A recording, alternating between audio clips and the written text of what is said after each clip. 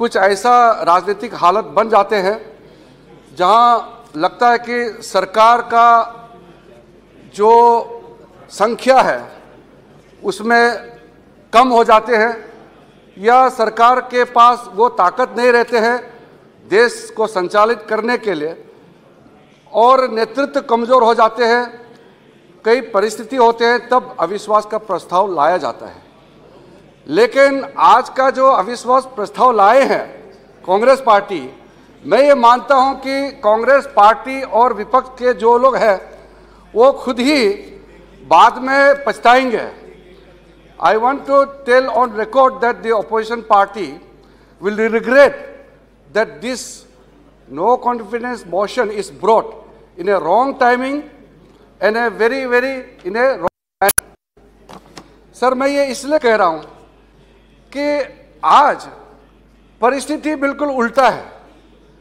आज भारत का छवि विश्व में बहुत तेजी से आगे बढ़ रहा है और भारत के प्रधानमंत्री नरेंद्र मोदी जी का कद पूरे दुनिया में सब ये मानते हैं कि आज के दिन में भारत और भारत का प्रधानमंत्री नरेंद्र मोदी जी पूरा विश्व को नेतृत्व दे सकते हैं, ये सब मानते हैं। और आज बड़े बड़े देश के लोग इंडिया में आते हैं, भारत में आकर के भारत के साथ काम करना चाहते हैं।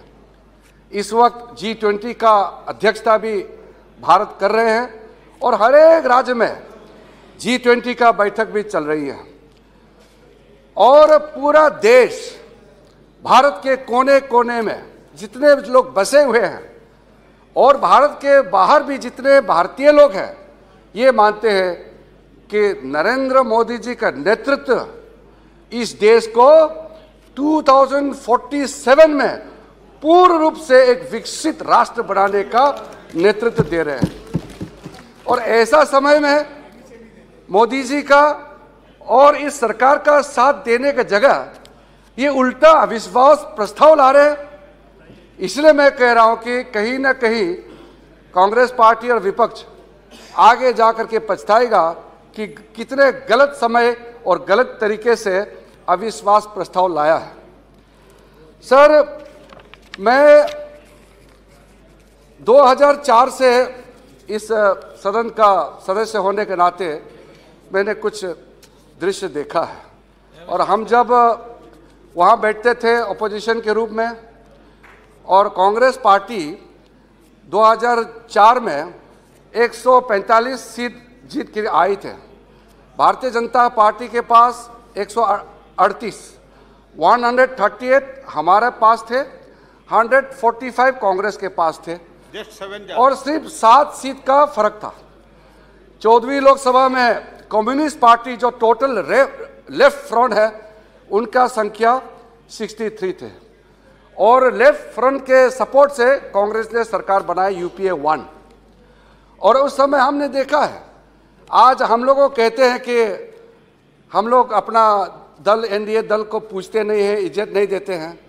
हमने ये दृश्य देखा है, यहाँ जो वरिष्ठ बैठते थे कांग्रेस के, उनके पास 145 होने के बावजूद भी वो उनका व्यवहार ऐसा था कि जैसे उसके पास 450 सीट से भी ऊपर है। जब कम्युनिस्ट पार्टी यहाँ से ऑब्जेक्शन करते थे तब भी कम्युनिस्ट पार्टी को इंसल्ट करते थे, तुम जो बोलना है बोलते रहो, हम जो करना करेंगे। और आज टीएमसी के जितने मेंबर यहाँ बैठे हैं उनको मैं याद दिलाना चाहता हूँ, उस समय टीएमसी के नेतृत्व सुश्री ममता बनर्जी अकेली जीत के आई थी और वहाँ इस सीट में जहाँ मेहताब जी बैठे हैं वहाँ पे ममता जी बैठी थी और उन्होंने कुछ अपना बात रखने के लिए कागज़ स्पीकर तक भेजा, बोलने के लिए कोशिश भी की, मगर यहाँ जो उस समय लेफ्ट फ्रंट का जो हाईएस्ट नंबर सीट जीते थे उस समय 63, फिजिकली ममता जी को बोलने नहीं दिया। और यहाँ तक जब ममता जी बार बार बोलने का कोशिश किया, नोकझोंक हुई और पूरे फिजिकली, मुझे आज भी वो दृश्य याद है, पूरे कम्युनिस्ट के पार्टी पूरा टूट पड़ा फिजिकली। ये तो लकीली मैं और हमारे पार्टी के कुछ सदस्य वहाँ सामने बैठे थे, हम लोग बिल्कुल आगे कूद गए और फिजिकली हम लोग ने जाके रुका कि इस तरह का लोकसभा में आपके संख्या बल पर एक महिला सांसद को इस तरह से आप लोग अटैक नहीं कर सकते हैं।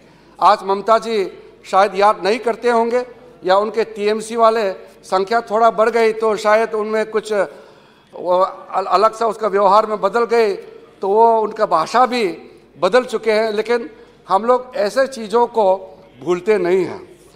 सर, आज हम लोग जब देश इतना तेजी से आगे बढ़ रहे हैं, दुनिया का बड़ी जो आर्थिक शक्ति जितने भी हैं, जो बड़े इकोनॉमीज है, उसमें सबसे फास्टेस्ट ग्रोइंग बिग इकोनॉमी में इंडिया नंबर 1 है।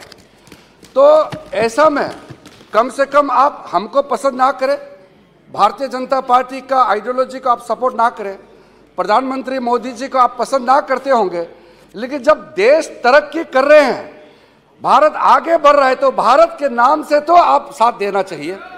आप इंडिया नाम रखने से कुछ नहीं होता है, भारत के विरोध काम करेंगे और नाम इंडिया रखेंगे। ये हमारे देश के लोग पूरा देख रहे हैं। आप लोगों का जो गुमराह करने का तरीका है, उस बहकावे में कोई आने वाला नहीं है। सर, मेरा कुछ जो तथ्य रखना चाहते हैं उसमें, क्योंकि आज गौरव जी बोलते बोलते उन्होंने मणिपुर और नॉर्थ ईस्ट से शुरू किया, इसलिए मैं कुछ बातें वहीं से शुरू करता हूं। सबसे पहले तो जब 2014 में मोदी जी इस देश का प्रधानमंत्री बने, उसके पहले का परिस्थिति का थोड़ा समझिए। मैं इस सदन में पीछे बैठ करके गला फाड़ फाड़ करके हम उस समय के यूपीए सरकार को हम हाथ जोड़ के हम उनको मांग करते थे, पुकारते थे कि कभी कभी आप नॉर्थ ईस्ट का तरफ भी ध्यान रखिए, कभी कभी आप समय निकल करके नॉर्थ ईस्ट की तरफ देखिए।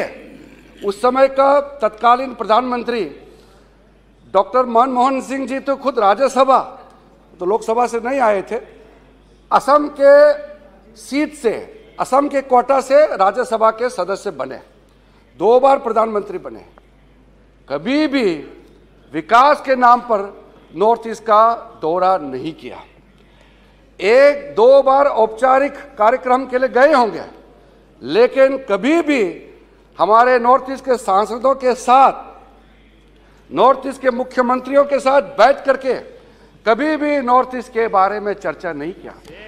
आज आप लोग मणिपुर का नाम लेकर के, नॉर्थ ईस्ट का नाम लेकर के बार बार जो आप लोग बोल रहे हैं, काश आप लोग 2014 के पहले के परिस्थिति को याद करते, तो आपको आज नॉर्थ ईस्ट का नाम अपने जुबान पर लेने के लिए भी आपको सोचना पड़ना था।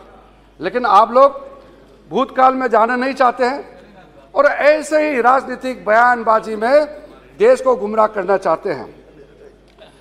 नॉर्थ ईस्ट के जो राज्य हैं, पॉपुलेशन की दृष्टि से बहुत बड़ा नहीं होते हैं। पॉपुलेशन के हिसाब से हमारे वहाँ के जो मेंबर्स ऑफ पार्लियामेंट का संख्या भी कम है। कांग्रेस पार्टी का जब चीफ मिनिस्टर कॉन्फ्रेंस हुए और नॉर्थ ईस्ट के चीफ मिनिस्टर जब भाषण देते थे, तो उस समय कांग्रेस के जो वरिष्ठ नेता थे वो कहते थे कि नॉर्थ ईस्ट के एमपी आपके पास और नॉर्थ ईस्ट का चीफ मिनिस्टर आपके पास एमपी कम है, इसलिए आपको कम बोलना चाहिए। मेरे प्रदेश का मुख्यमंत्री भाषण करके सिर्फ 2 ही मिनट हुए थे और कांग्रेस के सारे वरिष्ठ ने कहा कि नहीं नहीं, आप अभी मत बोलिए, आप खत्म कीजिए, छोटा स्टेट है इसलिए कम बोलना चाहिए। मैं आज फख्र के साथ कहना चाहता हूं, मैं अपना प्रदेश से, अरुणाचल प्रदेश से पहली बार कैबिनेट मंत्री बना है। इतने सालों के बाद आज हम लोग नॉर्थ ईस्ट से 2 कैबिनेट मंत्री और 5 राज्य मंत्री हैं, और इस देश का मैं पहला ट्राइबल लॉ मिनिस्टर भी बना। ये जो इसको कोई टोकन, इसको कोई डेकोरेटिव एक्शन मत सोचिए। माइनॉरिटी तो मैं हूं, लेकिन मोदी जी ने माइनॉरिटी और कमजोर सोचने का मौका ही नहीं दिया, क्योंकि आज हम जहां खड़ा है, अगर मैं अरुणाचल में खड़ा हूं, मणिपुर में खड़ा हूं, जहां भी मैं खड़ा हूं, वही जगह इंडिया का मेन स्ट्रीम बन जाता है। पहले लोग कहते थे कि आप लोग मेन स्ट्रीम में जुड़िए, मेन स्ट्रीम में जुड़िए। आज हर एक भारत का हर एक हिस्सा देश का मेन स्ट्रीम बन चुका है। इसलिए आप लोग को सोचना पड़ेगा कुछ कहने से पहले। नॉर्थ ईस्ट के बारे में आप लोगों ने बहुत जिक्र किया, खास करके मणिपुर के बारे में।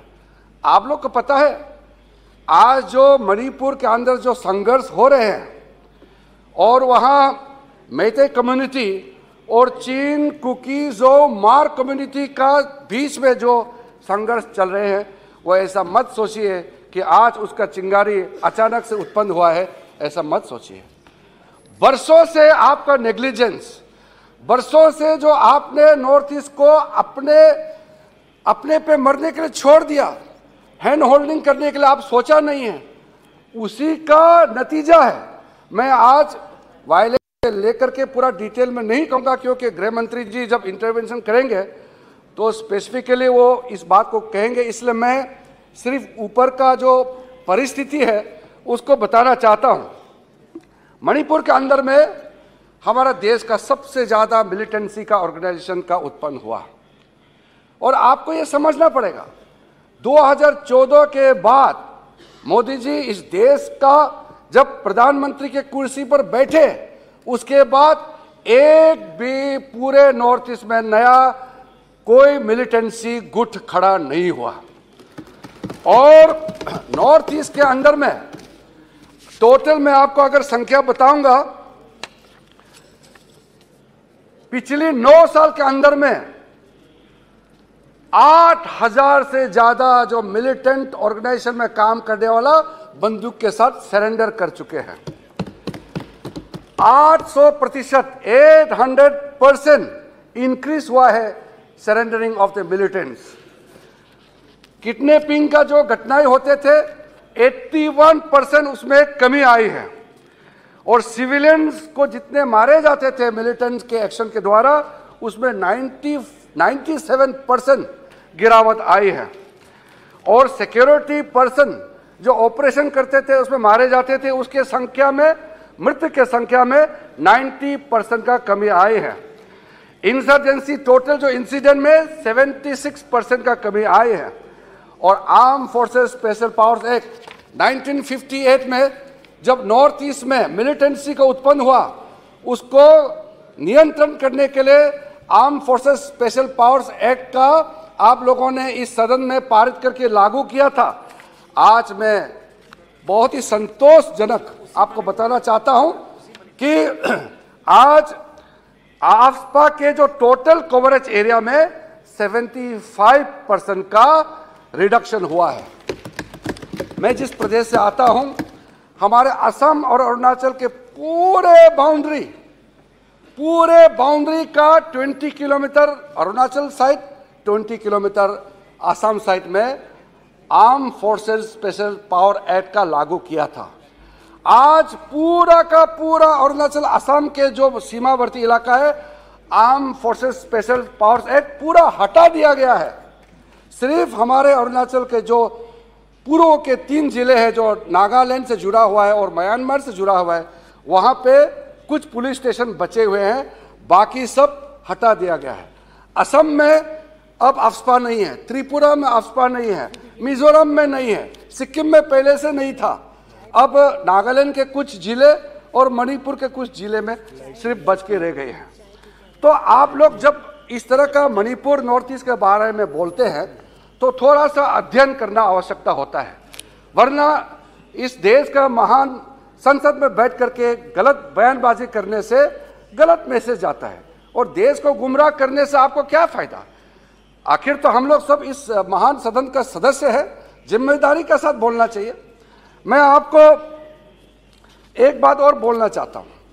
प्रधानमंत्री जी, जब मैं तो पहला जो हमारा एनडीए का सरकार फर्स्ट टर्म बनी, उसी समय से मोदी जी के साथ में मंत्रिमंडल में